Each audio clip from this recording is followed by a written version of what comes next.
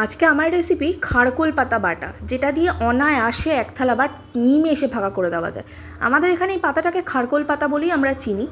এটা ডাঁটির অংশগুলো বাদ দিয়ে শুধু পাতার অংশগুলো একটা পাত্রে জল দিয়ে একটু নুন দিয়ে ভাপিয়ে নিতে হবে।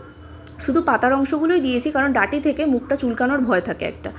জাস্ট ভাপ দিয়ে নিয়ে এরকমভাবে চিপে চিপে জলগুলো পাতা থেকে বার করে নেবো। এরপর মিক্সার গ্রাইন্ডারে কাঁচা লঙ্কা আর বেশি করে একটু রসুন দিয়ে গ্রাইন্ড করে নেব। এটা শিলেও বাটা যায়, আগেকার দিনে মা ঠাকুমারা শিলেই বাটতেন, আজকাল আর এত সময় নেই আমাদের। তেলের ওপর কালো জিরে ফোড়ন দিয়ে এই মিক্সটা ফেলে দিতে হবে। তারপরে তো নাড়ানাড়ি শুরু করতে হবে। এরপর স্বাদ মতো নুন আর অল্প একটু হলুদ দিয়ে ব্যাস এবার নাড়া স্টার্ট। মন দিয়ে এবার নাড়তেই থাকুন, কারণ এটা লেগে যেন না যায়। আর স্বাদ মতো চিনিও দিয়ে দিয়েছি আমি এর সাথে।